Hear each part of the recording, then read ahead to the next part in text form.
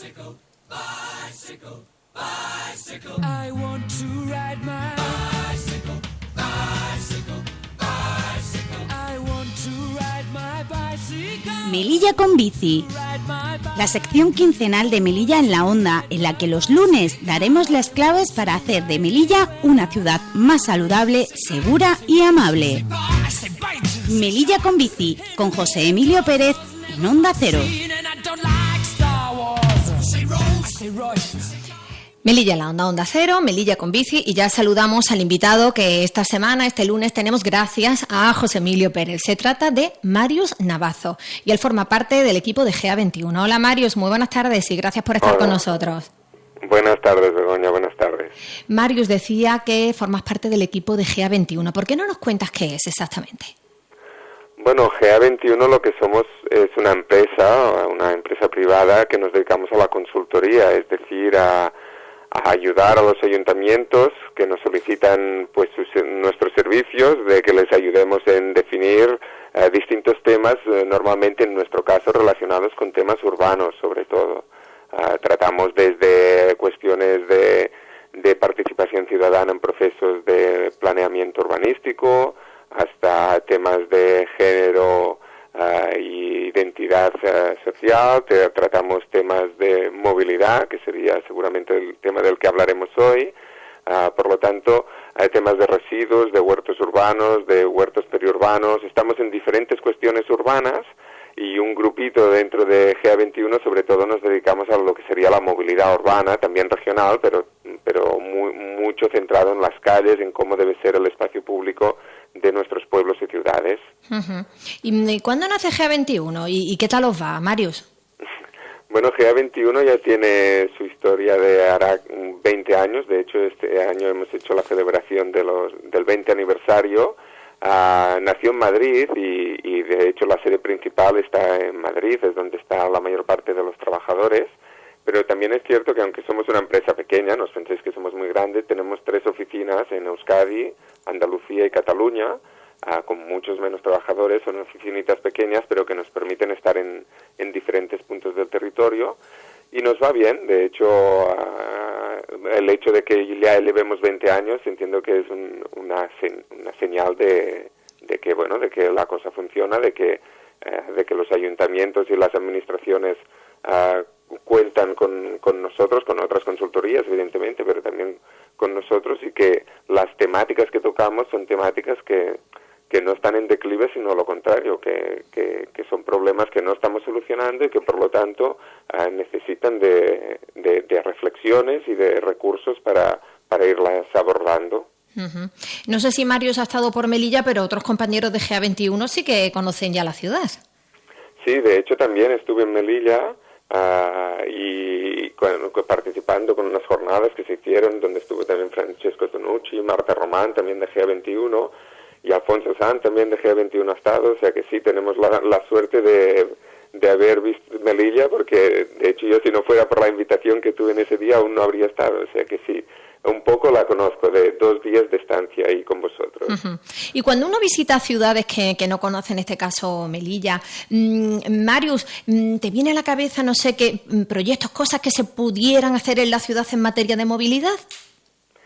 Sí, hombre, uno siempre cuando viaja, supongo que no se quita, sobre todo si el trabajo que haces te gusta, no te quitas el mirarte el mundo con las gafas de cuando estás en el despacho, y por lo tanto siempre vas pensando en las cosas que se podrían mejorar. Y yo siempre, la verdad es que me miro mucho las calles desde la perspectiva no tanto de la movilidad, de cómo transportar personas, sino en cómo seguir haciendo que la gente pueda llegar a los sitios que tiene que llegar, pero a la vez cómo las calles tienen que mantener o recuperar en muchos casos la vida que han perdido, ¿no? Cómo hacer compatible la movilidad de peatones, ciclistas, autobuses, coches, aparcamiento, motos, todo este trajín, con el hecho de que las calles deberían ser el lugar donde los niños juegan, los vecinos sacan la silla, charlan, toman el sol, se leen el periódico, chafardean lo que pasa a su alrededor. Es decir, todo ese trajín, todo ese bullicio urbano que define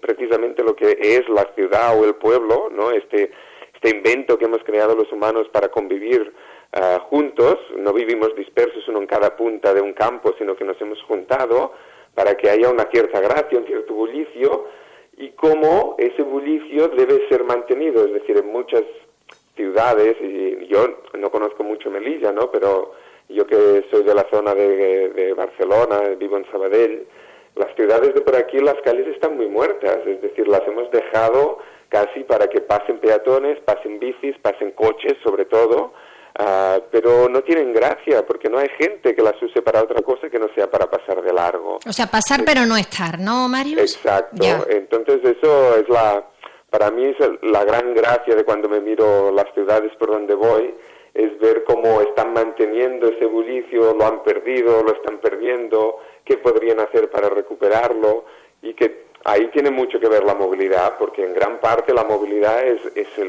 la función urbana que ha expulsado el resto de funciones, ¿no?, que las ha enclaustrado muchas veces en lo que el urbanismo ha llamado las zonas verdes, ¿no? Si tú vas a una plaza o un parque, que es lo que se llama zona verde, ahí sí que puedes encontrar niños jugando, alguien leyendo un periódico, otros charlando, pero eso, su espacio natural por excelencia, no es a 7 esquinas de casa en una plaza, que está bien que haya plazas, no digo que no esté bien, sino que su espacio natural por excelencia es delante de la puerta de casa, en tu propia calle. Ahí es donde los vecinos se encuentran, los niños pueden jugar muchas horas, jugar solos, sin tener que estar vigilados continuamente por sus padres, por lo tanto, todo eso se está erosionando, se está enclaustrando en los parques y las plazas, está perdiendo la gracia a las calles, porque la movilidad se ha apoderado en gran parte de las calles, las diseñamos solo para que pase gente de largo, sobre todo automóviles, dejamos como reducto las plazas y los parques, pero todo se empobrece, todo pierde gracia,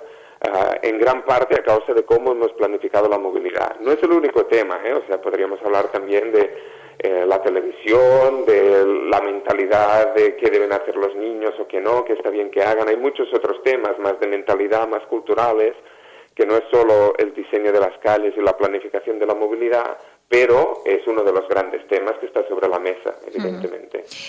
Marius, y como especialista, ¿cómo crees que hay que actuar para cambiar las cosas? Creo, además, en este sentido, que conoces bien el tema de cómo mejorar las ciudades, pero invirtiendo poco. Quiero decir que no gastando unos recursos tremendos en determinadas actuaciones. Claro, porque muchas veces los ayuntamientos se piensan que, bueno, pues para cambiar este modelo de espacio público muy diseñado para el coche y para pasar de largo, y tenemos que rehacer las calles, hacer unas grandes obras y rediseñar las calles, hacer unos bulevares distintos con carriles bicis, con no sé qué, las calles más secundarias hacerlas todas de plataforma única, que es eso que no hay diferencia entre la calzada y la acera, sino que se define todo al mismo nivel, como una calle peatonal, con adoquines, todo muy bonito. Y bueno, así es que no vamos a llegar a ninguna parte, porque no tenemos los recursos económicos para hacerlo, ni falta que hace. Lo más importante es que tampoco hace falta. Es decir, cambiando muchas cosas sin hacer obras ya cambiamos mucho. Por ejemplo, que en una calzada tú pongas esa señal que a lo mejor a muchos os sonará, ¿no?, de esa señal azul que sale un niño con una pelota y un coche por ahí. Esa señal lo que te dice es que en la misma calzada se puede jugar, ¿no? Entonces, si yo en la calzada, por ejemplo, pongo unas jardineras, unos toboganes, esa señal diciendo, cuidado, esto está permitido, oye, lo único que he hecho, no he hecho ninguna obra, es añadir un mobiliario urbano sobre la calzada, permitirlo normativamente y, por lo tanto, dar un espacio donde puede pasar el coche, depende cómo pongas las jardineras. Obstaculizas totalmente el paso, pero depende cómo las pongas, permites que los vecinos que tienen ahí el aparcamiento o que la gente que tiene que llegar ahí para hacer carga y descarga lo pueda hacer, no está prohibido en absoluto, puede entrar quien quiera, pero entra de una manera al coche totalmente compatible con otras funciones, porque hemos puesto elementos para que no pueda correr, como las propias jardineras o los toboganes, porque hemos puesto elementos que invitan a que pasen otras cosas en las calles. No hemos hecho ninguna obra, es muy barato, hemos transformado radicalmente la cara de esa calle, y quien dice eso dice, pues, en un cordón de aparcamiento lo puedes convertir en un carril bici. Un cordón de aparcamiento puede ser gratis o puede ser pagando. Es un tema muy polémico, pero estás cambiando la manera como la gente se va a mover sin hacer ninguna obra. Un carril de circulación puede ser solo para autobuses, para que el autobús no esté congestionado. Los autobuses, los semáforos de la ciudad pueden estar pensados para que el coche fluya o para que los autobuses fluyan. Por lo tanto, todos estos elementos que no necesitan ninguna obra, pero que determinan mucho la cara de la ciudad, la manera como la gente se va a mover, la manera como la gente va a usar las calles, son muy baratos, son muy flexibles y nos permiten avanzar en cómo cambiar nuestras ciudades sin tener que depender de pedir grandes créditos, grandes infraestructuras, de pensar en hacer obras, en construir metros, tranvías y todas estas actuaciones flamantes que dan para hacer una cosa estelar, pero no para cambiar la ciudad en su conjunto. Uh-huh. Sí, ahora creo recordar que cuando viniste a Melilla pusiste ejemplos de cómo se podían cambiar ejemplos reales de cómo se habían cambiado determinadas zonas, pues eso, añadiendo un poco de mobiliario urbano. Correcto, como jardineros, sí. ya, ahora lo estoy recordando. Correcto, de hecho, una de las fotos seguramente que puse son de Nueva York, de las principales avenidas de Nueva York. Sí, es cierto. Ahí no se lo han pensado ni un momento en transformar la principal avenida de la ciudad con pintura en el suelo y mobiliario urbano sobre lo que era la antigua calzada de coches, y así llevan años, o sea que no lo consideran tampoco como una actuación provisional, sino que así llevan 6 o 7 años en un sitio de gran atracción turística como es Times Square, que a lo mejor a la gente, aunque no haya estado, hasta le suena el nombre, ¿no? Pues ahí no lo han hecho con obras, la transformación. Y han cambiado radicalmente el papel que tenía el coche, el espacio que tenían las personas. Es una transformación muy grande, solo con pintura, mobiliario urbano, pero lo que han hecho es lo que querían, que era transformar el lugar, que es muchas veces, reconozcamos, que es lo polémico, porque todos hablamos de que el papel del coche debe cambiar porque nos trae problemas de accidentes, de muertes, de contaminación, de ruido. Todos tenemos muy claro el discurso, pero el problema es que nos flaquean las fuerzas y todos dudamos a la hora de decir, muy bien, pues venga, vamos a suprimir 3.000 plazas de aparcamiento. ¿Cómo? Pero si tenemos problemas de aparcamiento, bueno, ¿en qué quedamos? ¿Teníamos problemas de salud ambiental y de calidad de vida o tenemos problemas de aparcamiento? ¿Cuáles son los más importantes? Si tenemos problemas de salud y de calidad ambiental, tenemos que reducir el uso del coche y eso pasa por quitar aparcamiento, por quitarle privilegios en los semáforos, en las intersecciones, por quitar carriles de circulación. ¿Para qué? Para ganarlo para los usos que nos interesan, para los transportes que nos interesan, para que los niños jueguen. Pero como las calles son finitas, o sea, es el espacio que hay entre fachada y fachada, o se lo damos a unos o se lo damos a otros, pero a todos no se lo podemos dar. Y es ahí donde entra el gran dilema, ¿no? Es decir, sabemos que tenemos que reducir el coche, pero a la hora de tomar medidas concretas nos fallan las fuerzas. Precisamente por esto también, las medidas estas que digo que son tan flexibles, que no son de obras, su principal gracia no es que sean baratas, que también es una bondad, ¿no? Pero su principal gracia es que esta flexibilidad nos permite ir avanzando sin que nos espantemos mucho, ¿no? Porque si tú dices, voy a hacer unas obras, todo el mundo se pone como muy nervioso, porque lo que se decida va a estar ahí 50 años.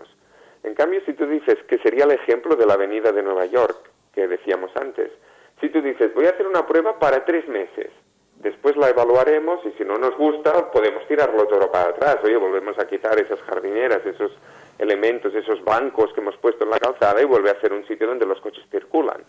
Pero probémoslo 3 meses. El discurso es totalmente distinto porque limas las reticencias al cambio. Dices, ¿me lo dejas probar? Probémoslo, después lo evaluamos. Al probarlo la gente puede ver si le gusta o no le gusta, si era tan malo como parecía al principio o es mejor. Y por lo tanto te permite ir avanzando de una manera mucho más tranquila, ¿no? Y yo creo que ese es el gran reto que tenemos.